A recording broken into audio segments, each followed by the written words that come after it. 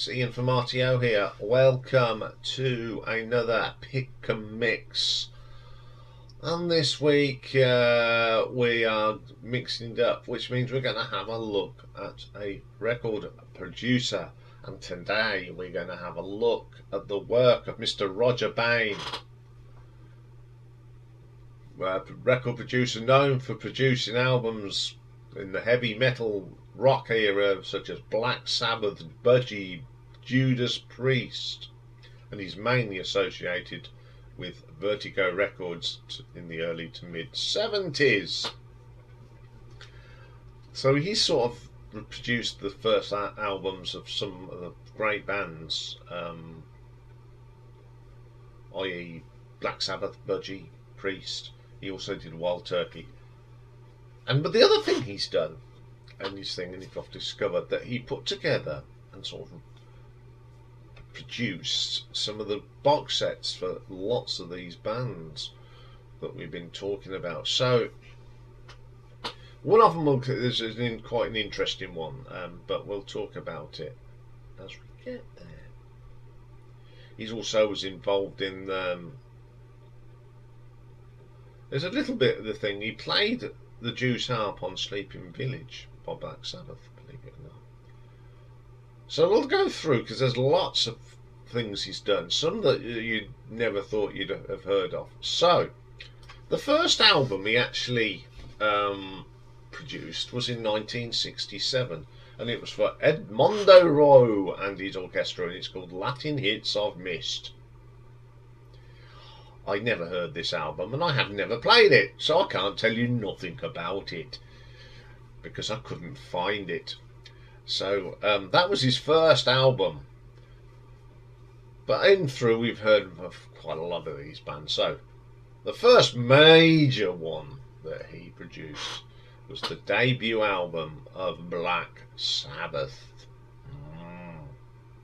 which of course has got the immortal Black Sabbath, NIB, great track, and Evil Woman, great album, good start.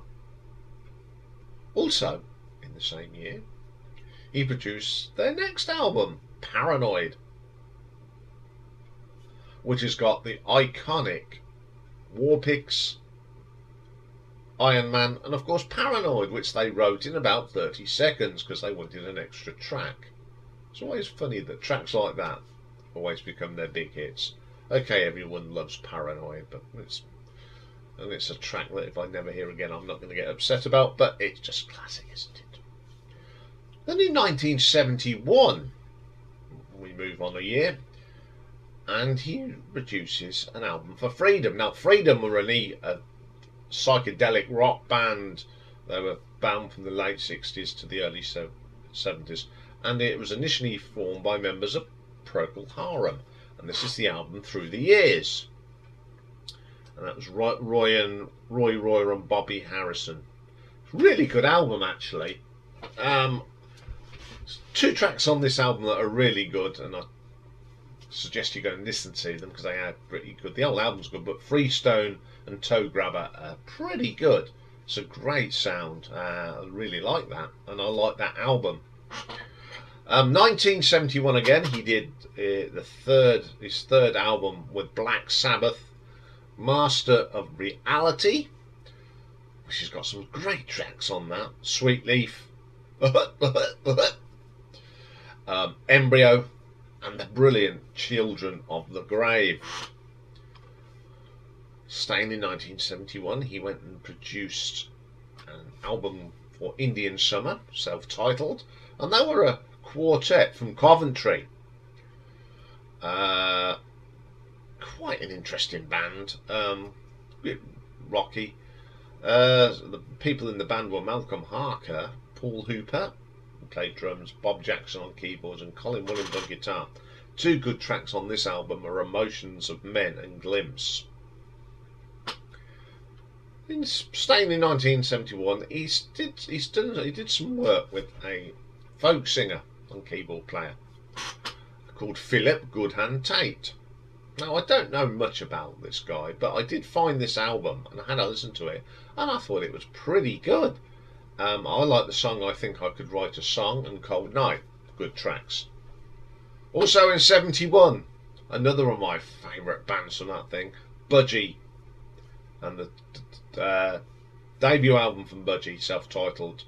What an album this is. Great stuff. My favourite tracks on this are The Author and Nude Disgenerating Parachutist Woman. That's a mouthful, isn't it? He was very busy in 1971 because he did Wild Turkey's Battle Hymn. Now, Wild Turkey, if you don't know, was a band put together by ex-Jethro Tull member Glenn Cornick. And there's a great little rocky thing. It's a great album. Good songs on there are Battle Hymn and One Soul Survivor. If you've never heard this album, go and check it out. It's really good. 1972, he goes back and does another brilliant album from Budgie, Squawk, which has got Rockin' Man and Drugstore Woman on it. Two of my favourite tracks off that album. Excellent stuff. And then he goes and does another album with this Philip Goodhand Tate. Some good songs on there are Gone Are the Songs of Yesterday and One Road. Pretty good.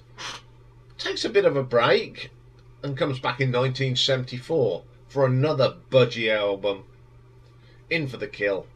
Top album. It's got the brilliant Zoom Club on it and Hammer and Tongues. Classic Budgie tracks.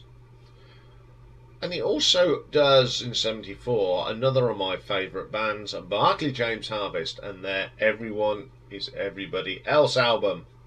Classic tracks on there, Crazy City and For No One, wonderful tracks. Then he produces the very first Judas Priest album, which sounds nothing like their other albums, but it has got the brilliant Rock-a-Roller on it. Self-titled track, and Run for the Mill, which was a sound that was very similar to what we were going to get. He also did a live album for Barclay James Harvest, and it's pretty good for the time. It's a great producer, Rodger. Gets the sound right, and it's a pretty good live album. Then in 1975 he goes back into the studio with Barclay James Harvest for the Time Donner Ghosts album, and that's got that quirky little track titles which has got all the Beatles track names in it and the brilliant One Nights on there. Then 75 also he goes and works with a Dutch prog band called Alcuin. And they're a very good band, and this is the Nobody Can Wait Forever album. Really good band. I really like these. Great tracks on this is Stranger and Wheelchair Groupie. Also in 75 he produces an album for a band called Dirty Tricks, self-titled Dirty Tricks. Now Dirty Tricks are a blues based heavy rock outfit. Didn't hang around for too much, but they drew their inspirations from Bad Company, The Faces, Black Sabbath and Deep Purple. Two good tracks on here are Back of Evil and Too Much Wine. Absolutely killers. 1976 he did the first sort of compilation album for Black Sabbath, and We Sold Our Soul for Rock and Roll. It's got all the usual tracks on.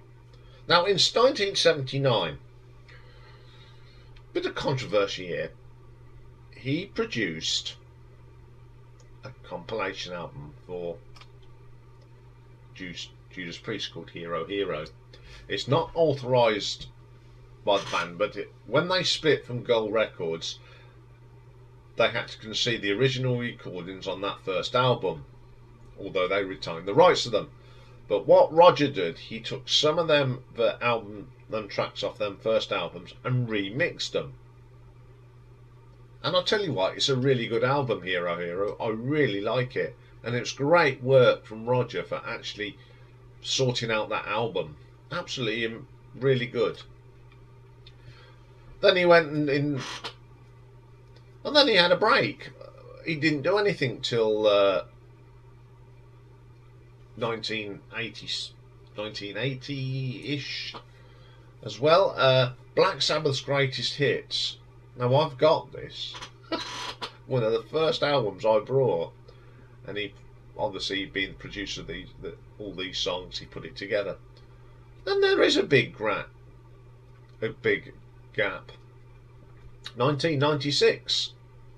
He puts together a definitive anthology of Budgie called An Ecstasy of Fumbling. A pretty good album. 1998 he puts together Tyrant, the original masters for Judas Priest. Then in 2000 a Barclay James Harvest album called the Millennium Edition. So he's been putting together all these sort of greatest hits and box sets together, which is pretty good. 2004, Ted Heath, not the politician, but the big band, Pow Big Bands and Spirituals. Couldn't find it, so I can't really comment on it. Now I can comment on this one. 2004 Metalology, the Judas Priest box set. I've got this. It's a great box set actually. If you want to put some stuff on all your favourite tracks from Judas Priest, they're all on there. It's a pretty good little box set, that is. And then all of a sudden he does. You remember in 1967 he did Edmundo Ross. He does another album for him. Here Goes Latino Caribbean Ross.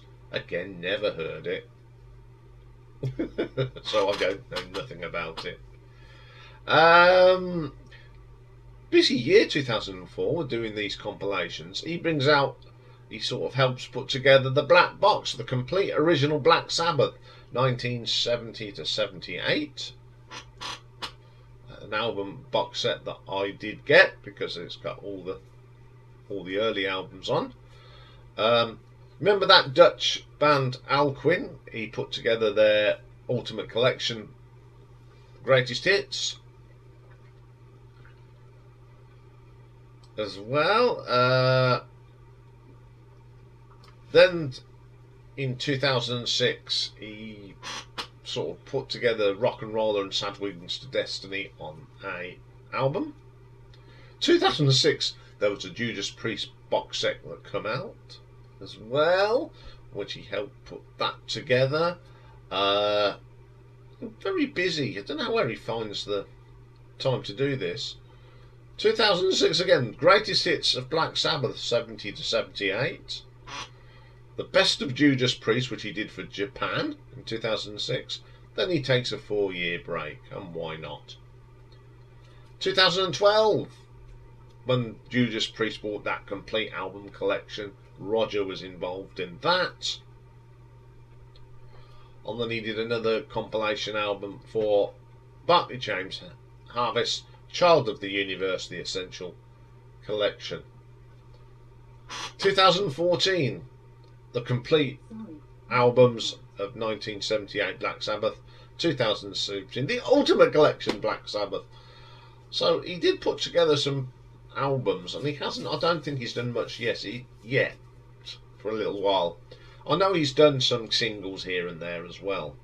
So that's the sort of what he did. He was mostly involved in the early career of Sabbath and Priest.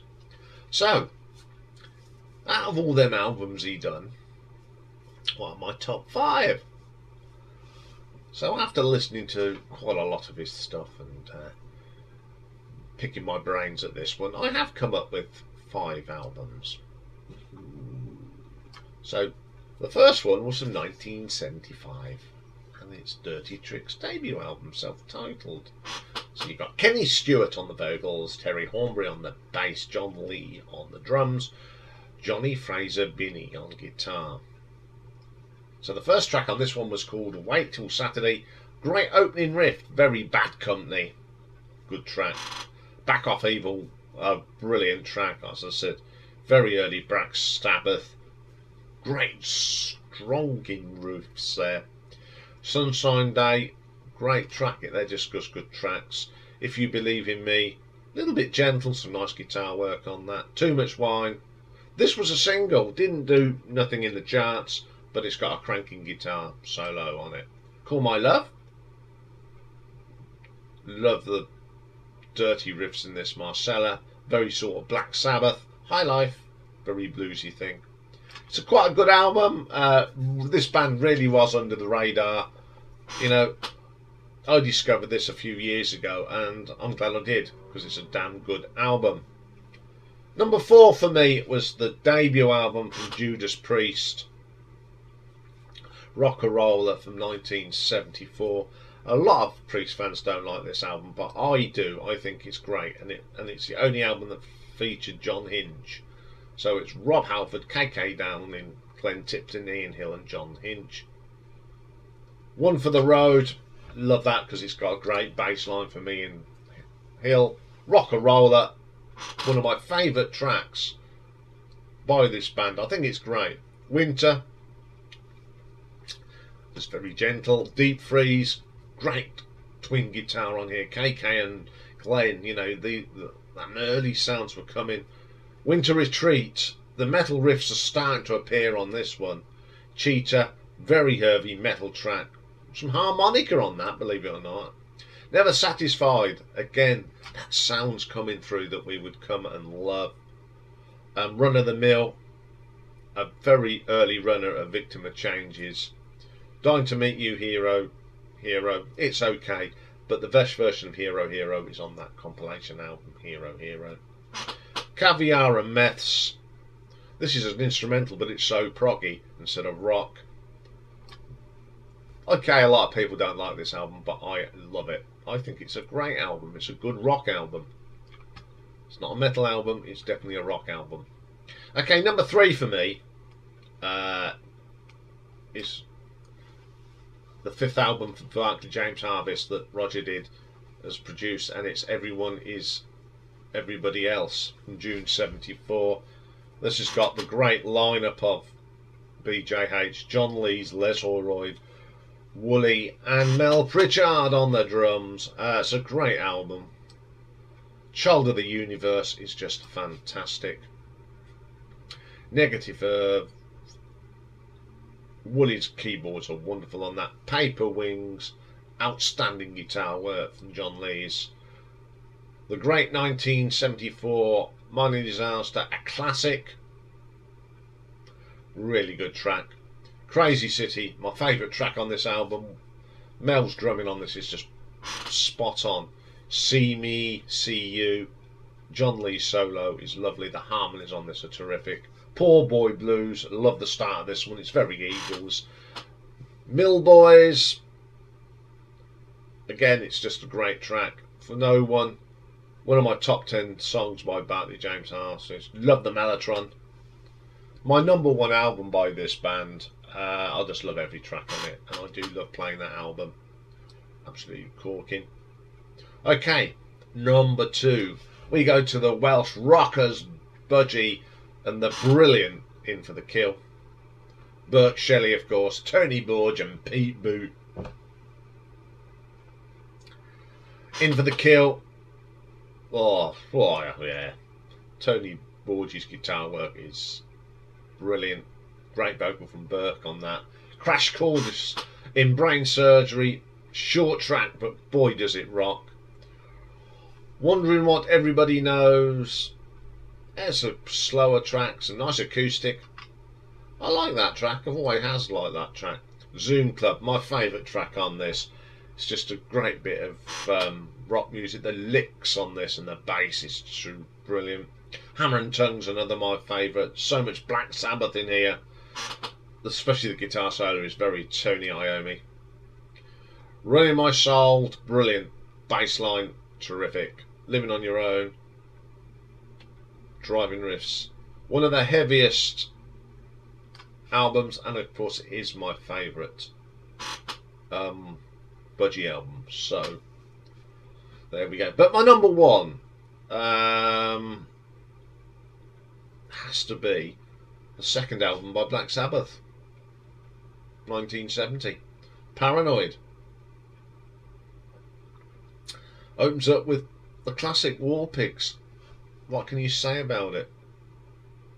Then we get Paranoid, overplayed, but it's still a brilliant track. Claret Caravan. One of these tracks that's a little bit gentle. It's more King Crimson than Black Sabbath, but I do like it. Iron Man. What can you say? Tony Iommi's great riffs. Electric Funeral. Bill Ward's drumming on this is just banging, isn't it? And my favourite track on here, The Hand of Doom. Oh, what a track. Rat Salad. This is Black Sabbath's Moby Dicks. And we end the album with the brilliant Fairy Wears Boots. Not my favourite Black Sabbath album by any means, but it's a great album. It's just full of great hits. It is a mini greatest hits album, and that's probably why I've chosen it as my number one of Rodger Bain's work. So there we go, an interesting career, mostly made, people that put together these greatest hits and put it together, and that, it's a feat in itself, because you are putting tracks together that you didn't produce, but they're helping out. Anyway, that's all for today, except if we got the live streamed, haven't we, tonight, 8 PM British Summer Time. All the usual bits and bobs on that. But tomorrow it's Friday, and it means it's live album ranking, and we got a cracker tomorrow. One of my favourite bands from the early 80s, the brilliant Jam. Going to look at their live albums. And tomorrow we have got a one-off album, and this one was actually suggested by Father Stack, and it's an Irish alternative rock band called Vesta Varo, and an album called Exit Here, which I'm looking forward to talking to you about it, because it's obscure, and as our name's obscure, it fits in with the name of the channel. Okay, I will see you all tonight on the live stream, if not tomorrow. So have a great day, everyone, and bye for now.